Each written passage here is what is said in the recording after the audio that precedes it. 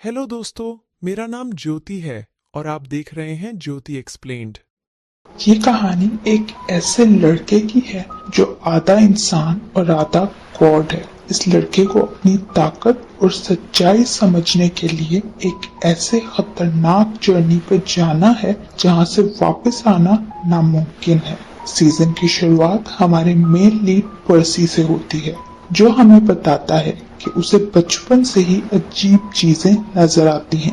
ऐसी चीजें जो उसके अलावा कोई नहीं देख सकता, पर कोई उसका यकीन नहीं करता और उल्टा उसे इलाज के लिए साइकेट्रिस्ट के पास भेज दिया जाता है। लेकिन इससे भी कुछ नॉर्मल नहीं हुआ, उल्टा चीजें खराब होती गईं। स्कूल में सब पर्सी को अजीब कहकर बुली करने लगे और वो बिल्कुल अकेला हो गया। लेकिन फिर उसे ग्रोवर नामी दोस्त मिला, जिसके आने के बाद जिंदगी थोड़ी आसान हो गई। पर्सी खुल के उससे अपनी इमेजिनरी वर्ल्ड की बातें करने लगा और वो दोनों एक दूसरे को बहुत अच्छे से समझने लगे। फिर एक दिन इनका ट्रिप एक म्यूजियम गया, जहाँ पर्सी एक स्टैचू को देखते हुए अपनी मॉम के बारे में सोच रहा था। तभी टीचर के बुलाने पर वो चौकन्ना हो जाता है और गलती से अपनी मॉम को ढूंढने लगता है, जिस पर फिर से उसे बच्चे बुली करने लगते हैं। तभी वहाँ उनका एक टीचर ब्रूनर आकर उन बच्चों को रोकता है और पर्सी की पेंसिल खराब होने पर उसे अपना पेन देता है। नेक्स्ट सीन में जब पर्सी लंच कर रहा था तो क्लास की एक लड़की पर्सी और ग्रोवर को बुली करती है, तो पर्सी का सब्र जवाब दे जाता है और वो उससे लड़ने उसके पास जाता है। पर पर्सी के उसे टच किए बगैर ही वो पीछे जाके फाउंटेन में गिर जाती है। पर्सी इस सारी सिचुएशन को समझने की कोशिश ही कर रहा था कि उसकी एक टीचर अचानक इंसान से अजीब क्रिएचर में बदलकर उस पर हमला कर देती है। तभी अचानक ब्रूनर का दिया पेन तलवार में बदल जाता है और वो उस तलवार से अपनी उस टीचर को वहीं ढेर कर देता है, जिसके बाद वो खुद भी बेहोश हो जाता है। होश में आने के बाद जब वो सबसे उस टीचर और सारी सिचुएशन का पूछता है तो किसी को भी कुछ पता नहीं था। उनका कहना था कि इस नाम की कोई टीचर एग्जिस्ट ही नहीं करती, जिस पर पर्सी बेचारा और उलझ जाता है। नेक्स्ट सीन में हम उसे और ग्रोवर को प्रिंसिपल ऑफिस में देखते हैं, जहां पर्सी के पास अपनी सच्चाई प्रूफ करने का कोई सबूत नहीं था कि उसने उस लड़की को पानी में धक्का नहीं दिया। सिचुएशन को और खराब करने के लिए ग्रोवर झूठ बोल देता है कि पर्सी ने उस लड़की को धक्का दिया था, जिस पर पर्सी को स्कूल से निकाल दिया जाता है। अपने इकलौते दोस्त की बेवफाई और स्कूल से निकाले जाने का सदमा लिए पर्सी वहां से जा ही रहा था कि ब्रूनर वहां आकर पर्सी को समझाने की कोशिश करता है और उसे कहता है कि उसे किसी का यकीन करने की जरूरत नहीं, क्योंकि वो देख सकता है पर्सी कितना स्पेशल है। पर पर्सी अब इतना टूट चुका था कि उस पे ब्रूनर की बातों का कोई असर नहीं होता और वो घर जाने के लिए निकल जाता है। घर पहुंच कर पर्सी की माँ उसे वेलकम गिफ्ट के तौर पर कुछ कैंडीज देती हैं और उसका मूड अच्छा करने की कोशिश करती हैं, क्योंकि उसे यकीन था कि उसका बेटा कुछ गलत नहीं कर सकता। ऊपर से ब्रूनर ने उन्हें कॉल करके ग्रोवर की हरकत का बता दिया था। पर्सी जब उन्हें अपने साथ होने वाली अजीब हादसों के बारे में बताने की कोशिश करता है तो वो पर्सी से कहती हैं कि उन्हें पर्सी को बहुत कुछ बताना है, पर इससे पहले उन्हें बीच हाउस जाना होगा। नेक्स्ट सीन में हम पर्सी को तेज बारिश में बीच हाउस के सामने खड़ा देखते हैं, जहां उसे दूर कोई आत्मा फोन करते हुए कह रही थी उसे वक्त रहते यहाँ से भाग जाना चाहिए, इससे पहले बहुत देर हो जाए और वो खुद को नुकसान पहुंचा ले। तभी पर्सी डर के जाग जाता है और हम देखते हैं कि ये सिर्फ उसका सपना था। उतनी देर में वो और उसकी माँ बीच हाउस भी पहुंच चुके थे। अंदर जाके पर्सी अपनी माँ को अपने साथ हो रहे हादसों का बताता है और कहता है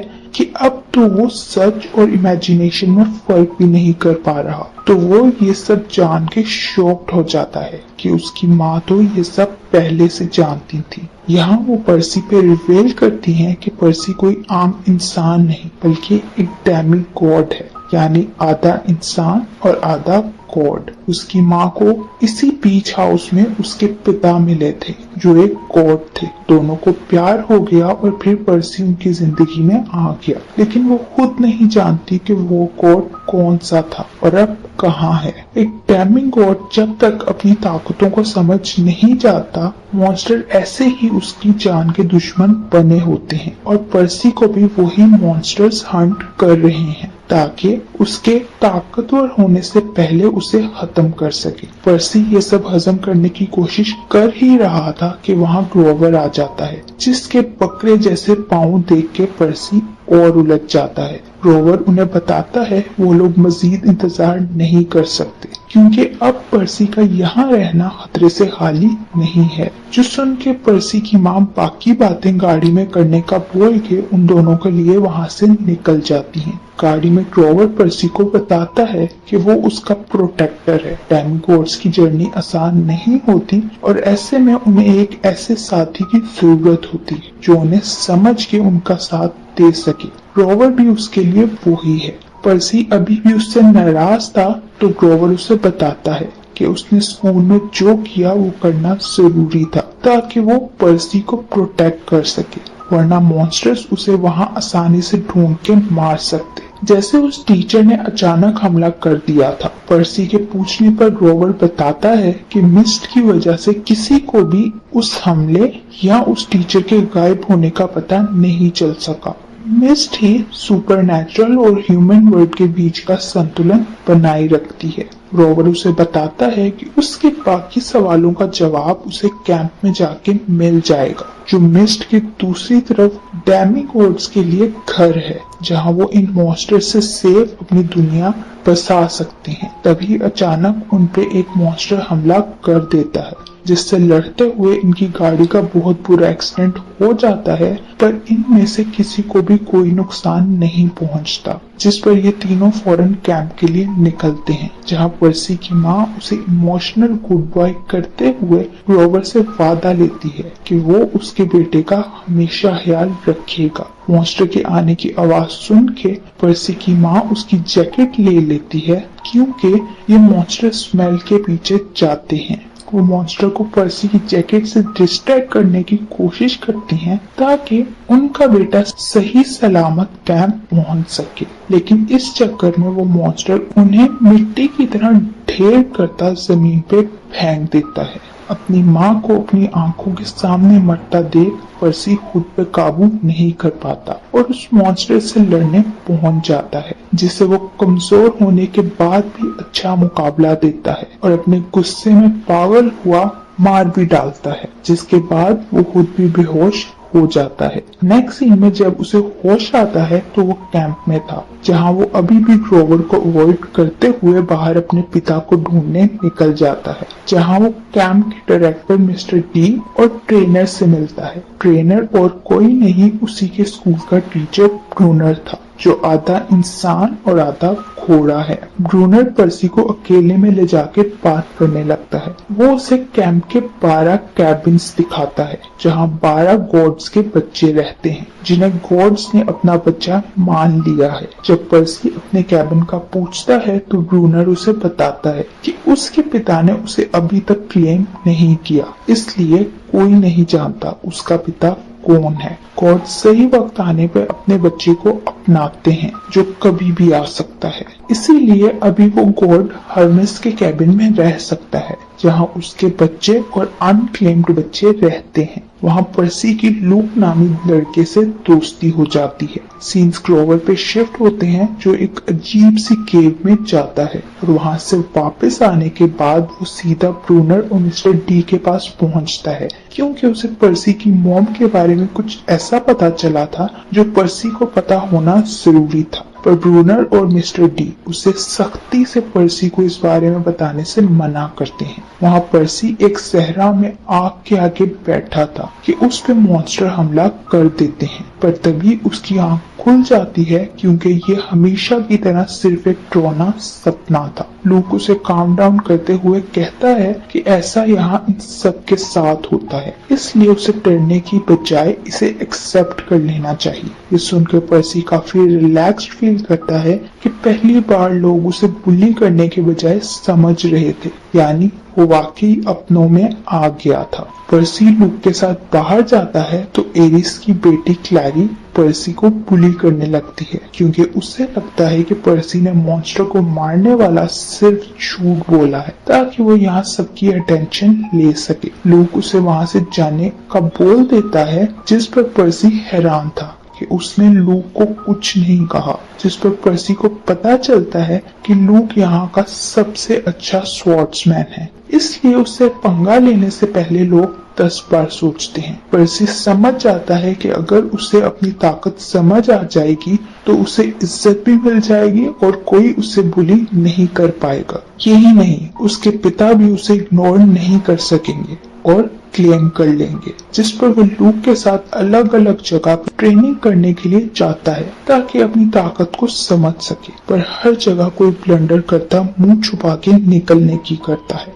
लंच टाइम पे सब बच्चे अपना लंच चलाने जाते हैं तो पर्सी को पता चलता है कि ये गॉड को अपनी तरफ मुतवज्जा करने का एक तरीका है। आप अपनी कोई बहुत कीमती चीज जला के प्रे करो तो गॉड को लगता है आप वाकई कुछ जरूरी चाहते हो और इस तरह उनके सुनने के चांसेस ज्यादा हो जाते हैं। रात को पर्सी अपनी मॉम की दी हुई कैंडीज जला के अपने पिता को सामने आने के लिए कहने लगता है, जिसके बाद वो वापस अपने कैबिन में जा रहा था कि क्लैरी अपने दोस्तों के साथ उसे पकड़कर वॉशरूम में ले जाती है, जहां वो उसे वापस बुली करने लगती है। इससे पहले वो उसका मुंह टॉयलेट में देती, पर्सी अनजाने में पानी के जरिए उन्हें अटैक करता डरा के वहां से भगा देता है, जिसके बाद पर्सी एनाबेथ नामी लड़की से मिलता है जो पर्सी के कैंप में आने से उस पर नजर रखे हुए थी ताकि उसकी ताकत देख सके और उसकी मदद से कैप्चर द फ्लैग नामी गेम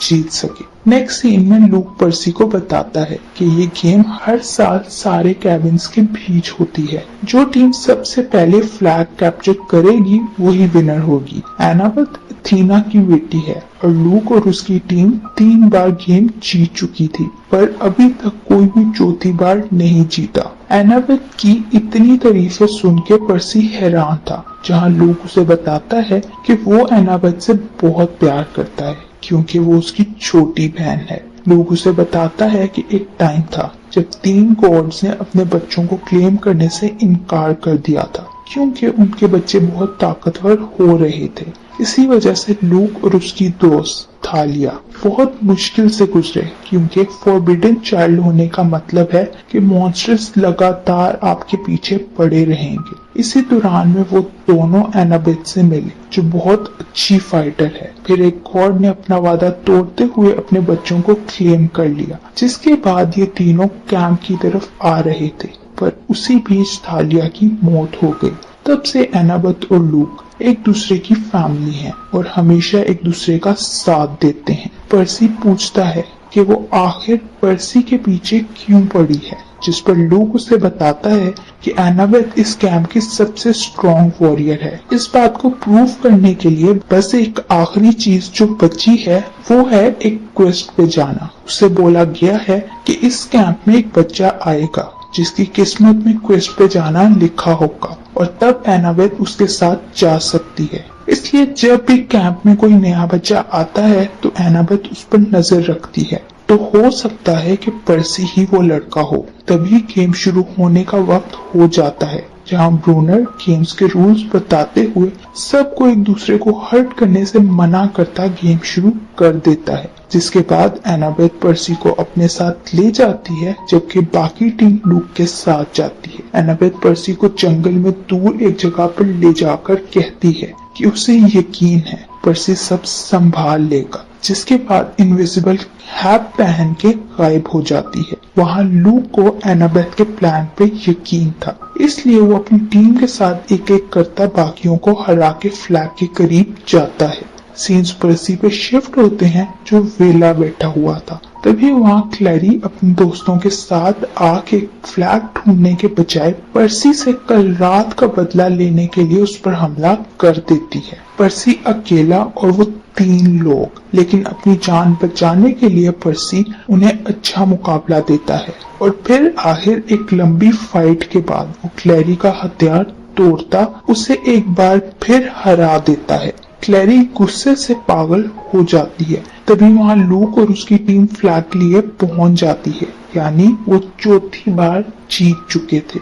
एनाबेल भी कैप उतार कर पर्सी के सामने आती है, जहाँ वो रिवील करती है कि यही उसका प्लान था। वो क्लैरी को पर्सी के थ्रू डिस्ट्रैक्ट करेगी ताकि उसकी टीम फ्लैग जीत सके, और उसे यकीन था कि पर्सी क्लैरी का मुकाबला कर लेगा। जिसके बाद वो पर्सी को पानी में धक्का देती है, जिस पर पर्सी के सारे जख्म भर जाते हैं। तभी पर्सी के ऊपर वाटर गॉड का हथियार आ जाता है, यानी उन्होंने पर्सी को क्लेम कर लिया था। यहाँ पर्सी को पता चलता है कि वो पोसाइडन का बेटा है, जो जमीन को हिलाकर तूफान ला सकता है। वो सी गॉड यानी पोसाइडन का इकलौता बेटा है, जिसे अभी पर्सी की मदद की जरूरत है, क्योंकि पोसाइडन के भाई जियोस का मास्टर बोल्ट गायब है, जिसका इल्जाम उसने पोसाइडन के बेटे यानी पर्सी पर डाल दिया है, और उसे पोसाइडन का मास्टर बोल्ट वापस लाना होगा। और अगर उसने एक हफ्ते में ऐसा ना किया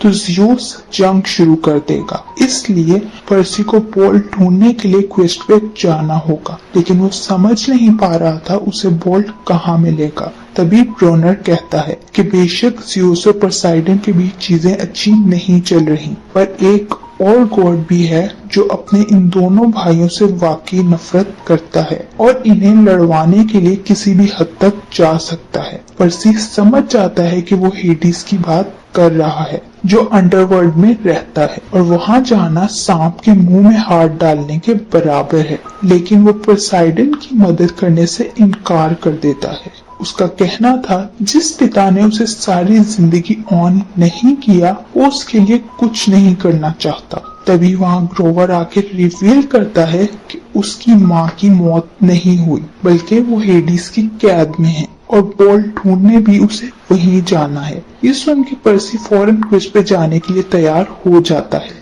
इस उम्मीद के साथ कि शायद उसे वहाँ उसकी माँ वापस मिल जाए। इसी के साथ ये पार्ट यही एंड हो जाता है। अब देखना ये है कि पर्सी बोल्ट को ढूंढ के जंग रुकवा सकेगा या नहीं, और इस क्वेस्ट में उसे उसकी माँ वापस मिल पाएगी या नहीं। इस जर्नी में पर्सी को और कौन सी मुश्किलों का सामना करना पड़ेगा और वो इन मुश्किलों से कैसे लड़ेगा, देखने के लिए मिलते हैं नेक्स्ट पार्ट में। Thank you for watching. ऐसे ही कहानियां देखने के लिए मेरा चैनल सब्सक्राइब करें, ताकि जब भी कोई वीडियो अपलोड हो तो सबसे पहले आप देख सके। धन्यवाद।